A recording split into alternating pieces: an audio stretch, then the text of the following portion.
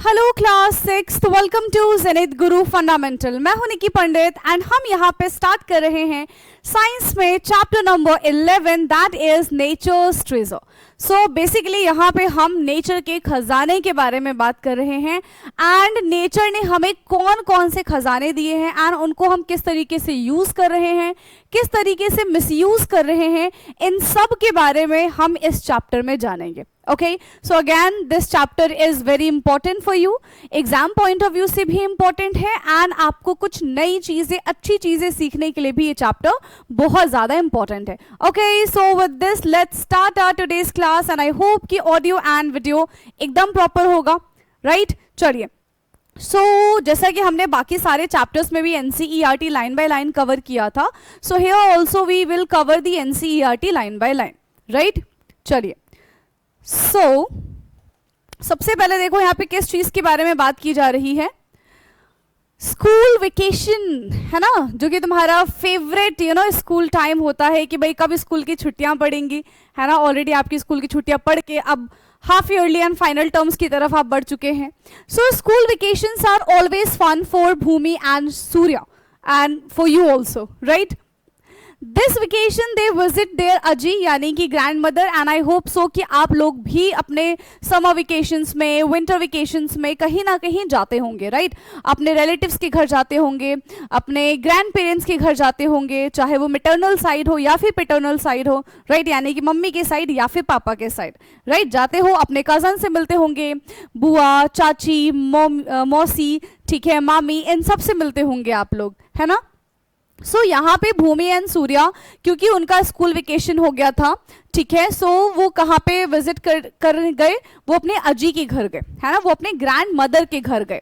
So Ajji lives in a village on the edge of the forest in the western घाट। तो उनकी जो अजी है, उनकी जो ग्रैंड मदर है, वो कहाँ पे रहती हैं? वो फॉरेस्ट में, एक फॉरेस्ट के एंड बोल सकते हैं, उसका एज पे रहती हैं, ठीक है, जो कि वेस्टर्न घाट में है।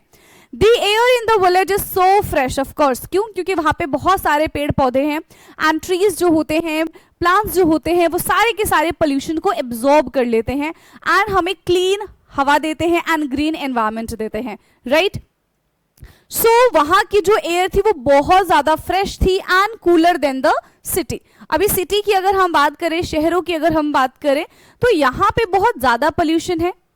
यहाँ पे हमारे पास बहुत अच्छी सड़कें हैं जिसपे गाड़ियाँ चलती है, बहुत ज़्यादा पोल्यूशन होता है। पोल्यूशन इतना होता है जितना हमारे पास ट्रीज नहीं है, तो वो उनको एब्जॉर्ब नहीं कर पाएंगे। एब्जॉर्ब नहीं कर पाएंगे तो हमारा एनवायरनमेंट बहुत ज़्यादा पोल्यूटेड हो जाएगा, ठीक है? तो यही रीज़न है कि शहर में इतनी अच्छी और शुद्ध हवा हमें नहीं मिलती है जितनी अच्छी और शुद्ध हवा हमें विलेज में मिलती है, यानी कि गाँव में मिलती है, ठीक है? They can see beautiful hills, streams and many interesting plants, animals and birds around them, ठीक है? तो गांव में तो होता है ना, बहुत सारे लोग जो हैं वो एनिमल्स को भी टेक केयर करते हैं, ठीक है? प्लांट्स बहुत सारे ग्रो करते हैं, हर जगह आपको खेत दिख जाएंगे, प्लांट्स दिख जाएंगे, अलग अलग वेराइटीज ऑफ प्लांट्स दिखेंगे। लेकिन अगर हम शहरों की बात करें तो लोग जो हैं, मेजरली जो पॉपुलेशन है वो शिफ्ट हो चुकी है सोसाइटीज में, है ना? सोसाइटीज में क्या होता है, एक ही ग्राउंड है एंड उसके ऊपर building building building building building and क्योंकि स्पेस इतना सारा नहीं होता तो लोग क्या करते हैं, अब पेड़ कहाँ से उगाएंगे? तो वो छोटे छोटे गमले रख लेते हैं। लेकिन पेड़ और गमले में बहुत फर्क होता है ना?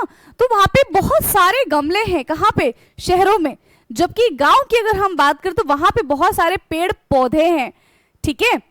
वो ज्यादा पोल्यूशन को फिल्टर कर सकते हैं, छोटे छोटे गमले इतने फिल्टर नहीं कर पाएंगे, ठीक है?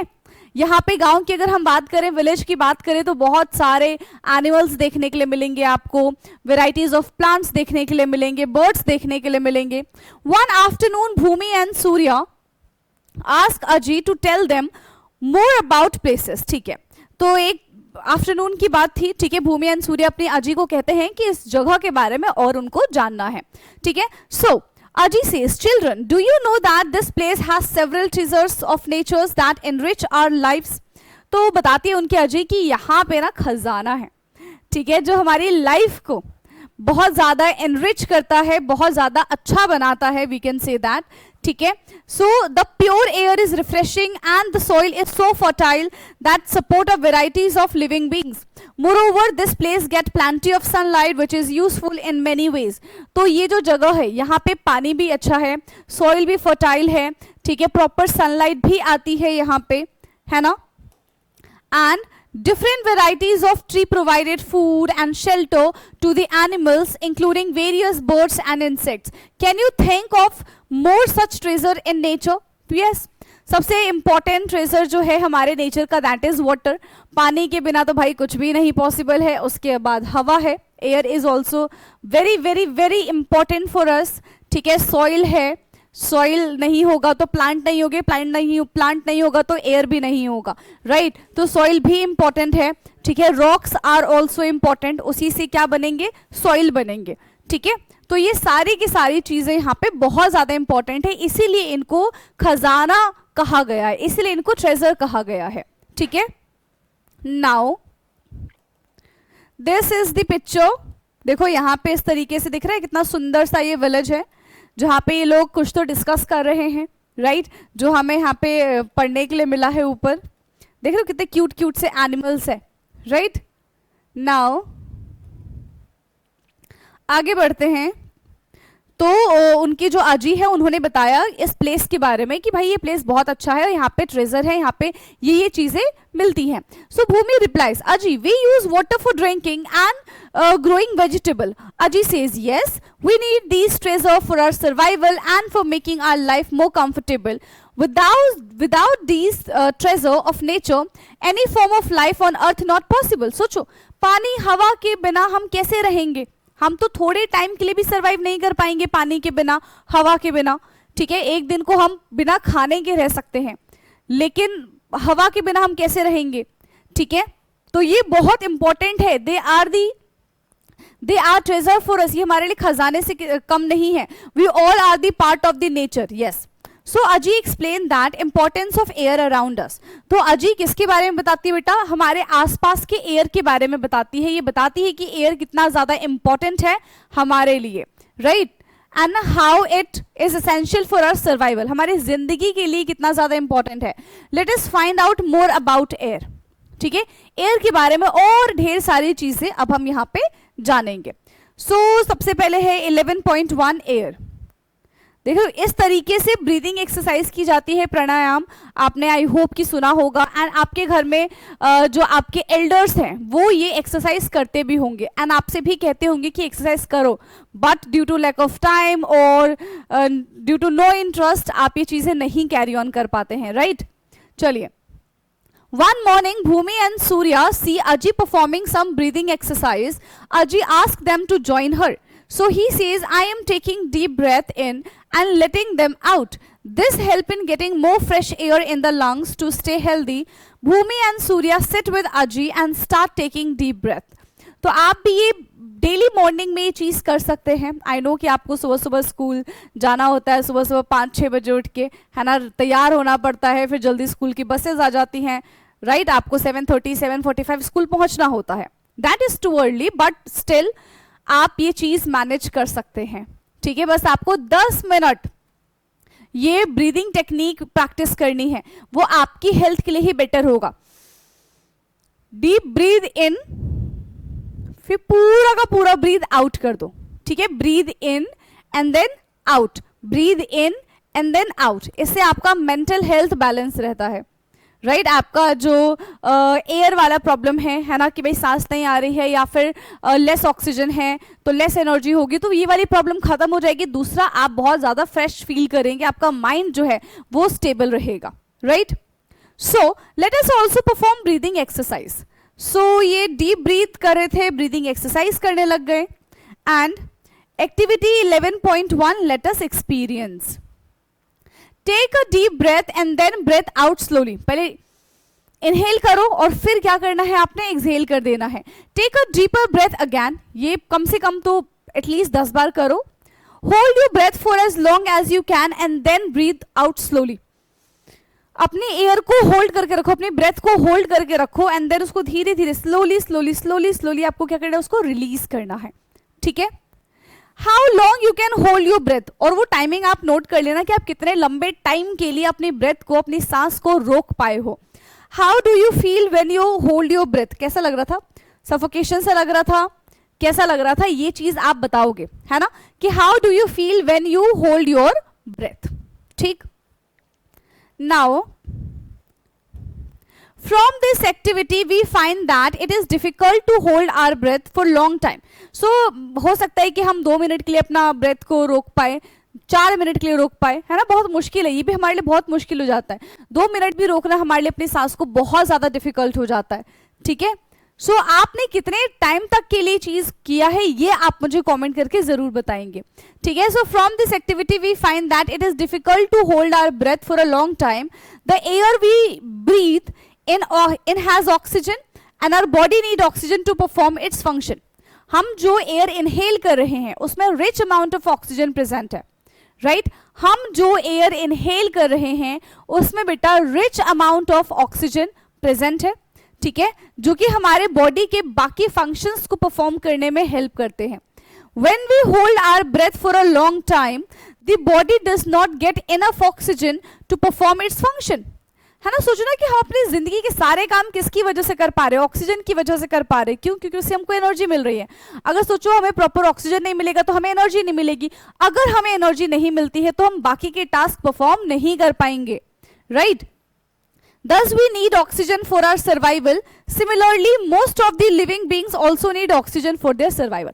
हर एक जितने भी लिविंग ऑर्गेनिजम्स है, जितने भी लिविंग क्रिएचर्स हैं, ठीक है, जितने भी लिविंग ऑर्गेनिजम्स है, जितने भी लिविंग क्रिएचर्स है, दे ऑल रिक्वायर्ड, उन सबको क्या चाहिए बेटा, they all required oxygen, they all required energy to perform the activities.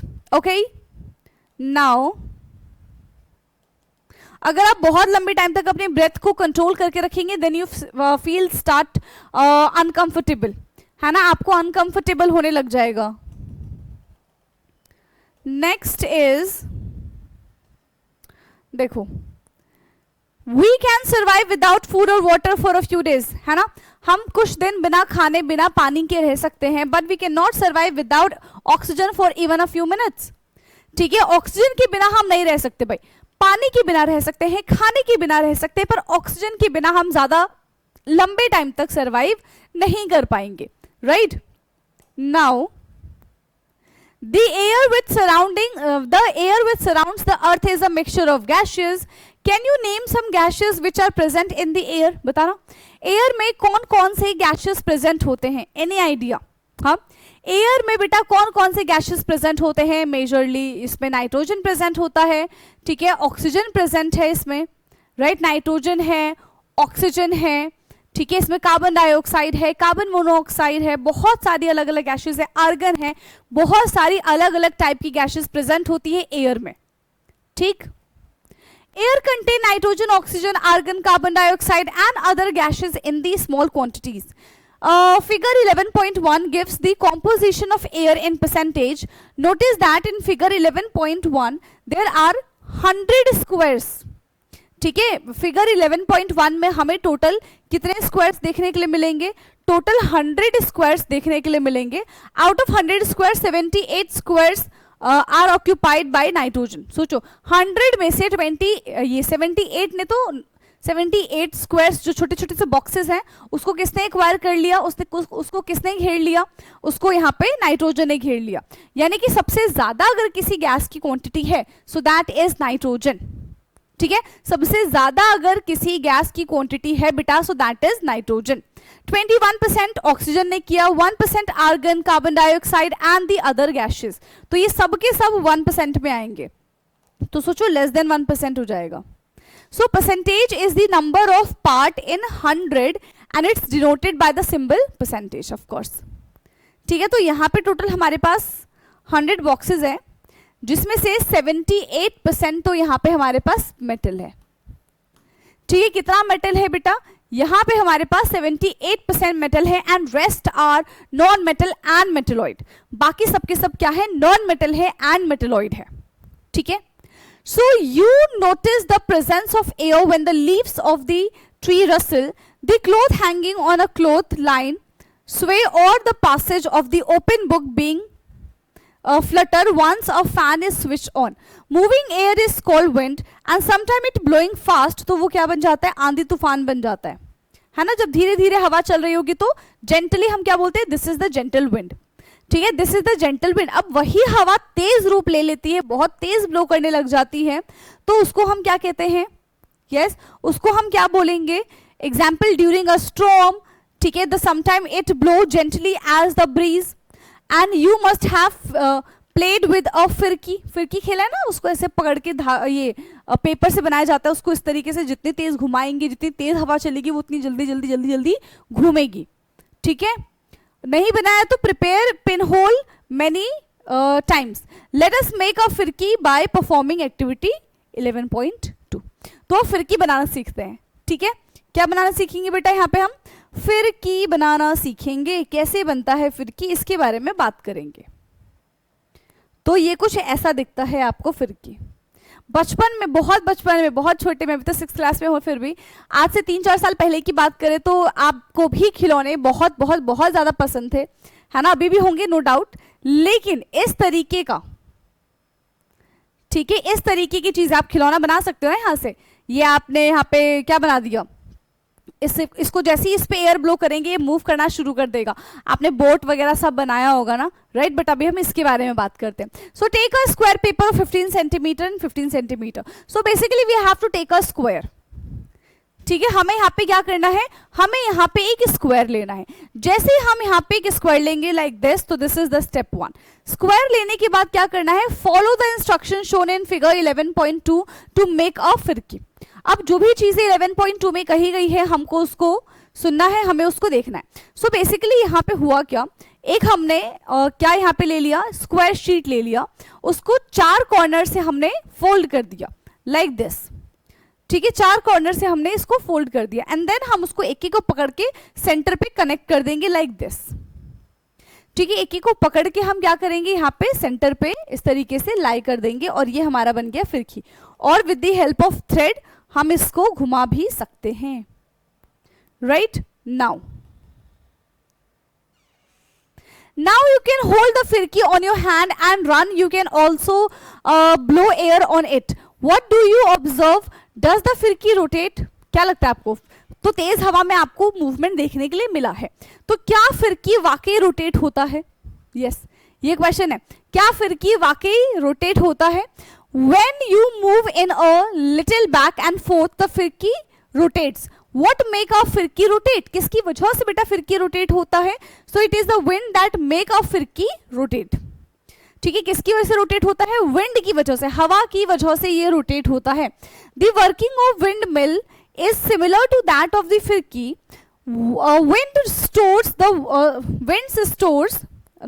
Wind rotates the wings of the hand mill. Windmill can be used to run floor mills to pull up the water from a well or to generate electricity.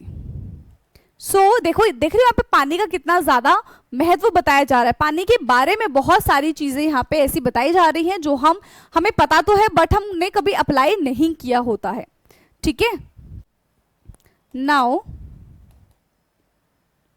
a windmill farm is an area which has a largest number of windmills which use of the energy in the wind to generate electricity.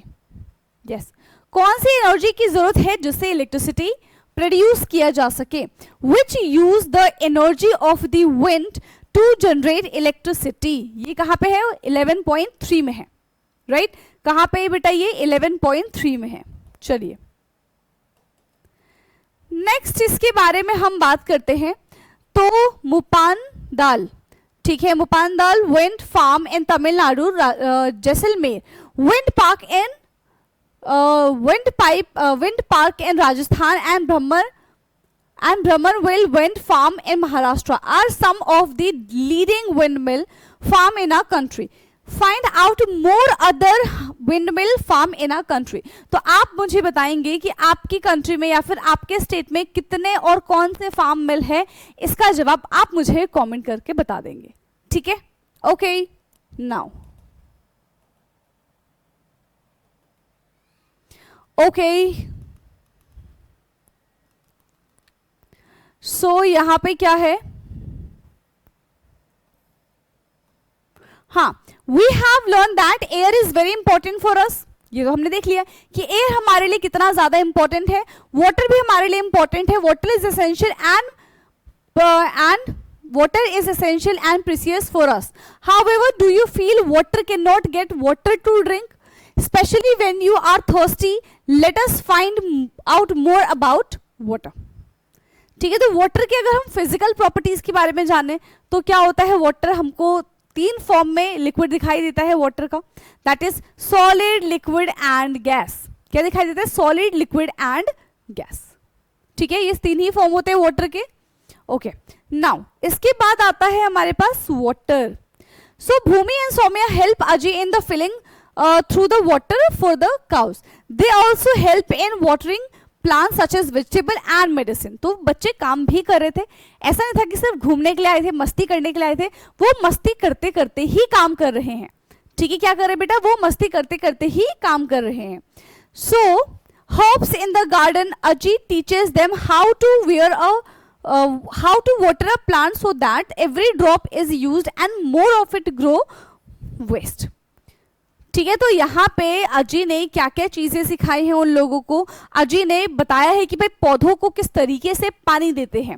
ठीक है, पौधों को किस तरीके से, यहाँ पे क्या है, them to how to water them so that every drop is used and none of it's gone waste.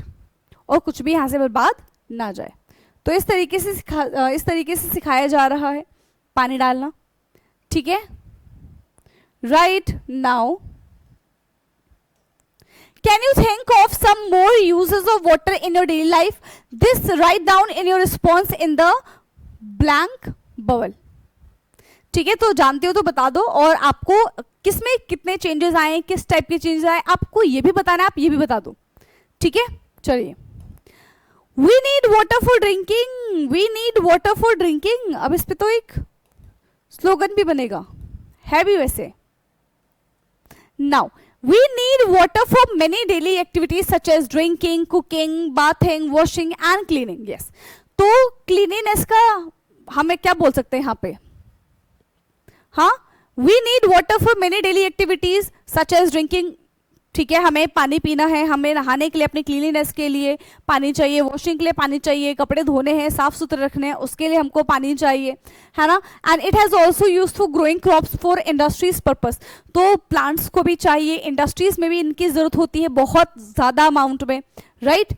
Where does we get water from. अभी पानी हमको मिलेगा कहाँ से, इतना सारा पानी तो हमने मांग लिया, है ना, इतना सारा पानी हमने मांग लिया, पर इतना सारा पानी हमको मिलेगा कहाँ से. ठीक है, where does we get water from? Make a list of the different sources of water. Water covers about 2/3 of the Earth's planet. Most of the water is found in the ocean and seas. बहुत सारे, ठीक है, most of the water is found in किसकी form में पाए जाते हैं, ocean and seas. However, this water is saline or salty. This saline salt is not fit for domestic agriculture and industrial uses. For all these activities, we need fresh water, which is present in form of the ice sheet or snow, river or lake on the surface of the earth, and underground fresh water prepared in ice sheet. मतलब यहाँ पे क्या बताने की कोशिश कर रहे हैं, सिंपल सी बात करें कि यहाँ पे हमको वाटर को सेव करना है. ठीक है, यहाँ पे हमें क्या करना है, वाटर को, फ्रेश वाटर प्रेजेंट इन आइस शीट, तो यहाँ पे हमको उसको देखना है. ठीक है, नाउ